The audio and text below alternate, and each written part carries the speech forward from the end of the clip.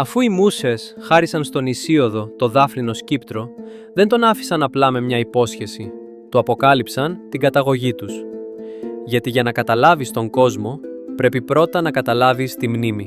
Σήμερα αφήνουμε τον Ελικόνα και ανεβαίνουμε στον Όλυμπο. Θα μάθουμε πώς γεννήθηκαν οι 9 μούσες, γιατί οι βασιλιάδες χρειάζονται τη βοήθειά τους και πώς ένας ύμνος μπορεί να σβήσει τον πιο βαθύ πόνο.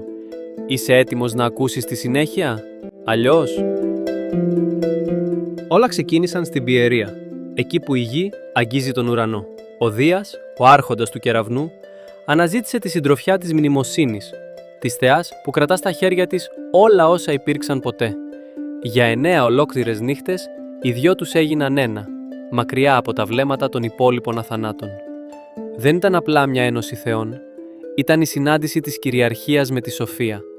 Όταν ο κύκλος του χρόνου συμπληρώθηκε και οι μήνες πέρασαν, η μνήμη έφερε στον κόσμο 9 κόρες. 9 ψυχές προορισμένες να τραγουδούν αιώνια, με μοναδικό σκοπό να γλυκαίνουν την καρδιά του ανθρώπου και να του χαρίζουν τη λύθη από τα βάσανα της ζωής. Γιατί όμως οι μούσες είναι κόρες της μνήμης? Στην αρχαιότητα, πριν την εξάπλωση της γραφής, η μνήμη ήταν η μοναδική βιβλιοθήκη του ανθρώπου. Ο Δίας, η τάξη και η δύναμη, ενώνεται με τη μνήμη για να γεννηθεί ο πολιτισμός.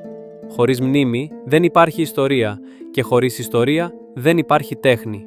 Οι μούσες είναι οι φύλακες της συλλογικής μας ανάμνησης. Με χορό και ομορφιά, οι μούσες κατευθύνονται στον Όλυμπο.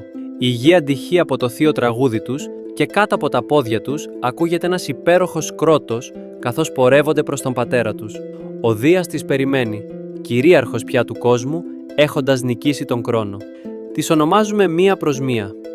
Κλειό, Ευτέρπη, Θάλια, Μελπομένη, Τερψιχώρη, Ερατό, Πολύμνια, Ουρανία και η πιο σημαντική από όλες, η Καλλιόπη. Γιατί αυτή είναι που στέκεται πλάι στους σεβαστούς βασιλιάδες. Ο Ησίοδος μας λέει ότι οι μούσες έχουν μία καρδιά και μία έγνοια. Αυτό συμβολίζει την ενότητα των τεχνών και των επιστημών. Η αναφορά στην Καλλιόπη ως την πιο σημαντική δείχνει ότι για τους αρχαίους η επική ποίηση ήταν η ανώτερη μορφή τέχνης, γιατί περιείχε τη φιλοσοφία, την ιστορία και τους νόμους της κοινωνίας. Αν οι μούσες αγαπήσουν έναν ηγεμόνα από τη γέννησή του, του χαρίζουν ένα δώρο μοναδικό. Χύνουν μέλι στη γλώσσα του.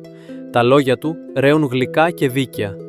Όταν ο λαός διχάζεται, εκείνος με μία του κουβέντα φέρνει την ειρήνη. Γι' αυτό υπάρχουν οι σοφοί βασιλιάδες, για να διορθώνουν τα λάθη στην αγορά με λόγια μαλακά. Αλλά οι μούσες έχουν κι άλλο δώρο.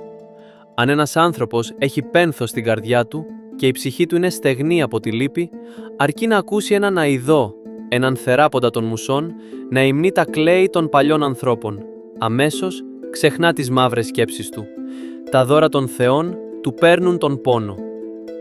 Αυτό είναι ένα από τα πιο προχωρημένα σημεία της θεογονίας.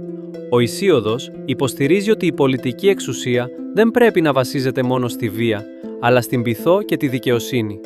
Ο ηγεμόνας που έχει την εύνοια των μουσών δεν φωνάζει. Μιλάει με γλυκά λόγια που ηρεμούν τα πλήθη. Η τέχνη του λόγου είναι το απόλυτο εργαλείο ειρήνης. Ο Ησίοδος κλείνει το προήμιό του με μια τελευταία παράκληση. «Χαίρετε τέκνα του Δία. Δώστε μου το τραγούδι που μαγεύει. Πείτε μου πώς γεννήθηκαν οι θεοί, η γη, τα ποτάμια, η απέραντη θάλασσα και τα λαμπρά άστρα. Πείτε μου πώς μοιράστηκαν οι τιμές και πώς πήραν τον Όλυμπο. Αλλά κυρίως, πείτε μου τι από όλα αυτά έγινε πρώτο».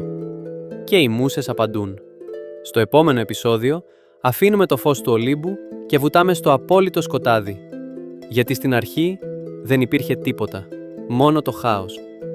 Αν σου άρεσε αυτό το ταξίδι στην Πιερία και τον Όλυμπο, κάνε ένα like και ένα subscribe και γράψε μου στα σχόλια ποιο δώρο των μουσών θα ήθελες περισσότερο, τη σοφία του βασιλιά ή την παρηγοριά του ποιητή.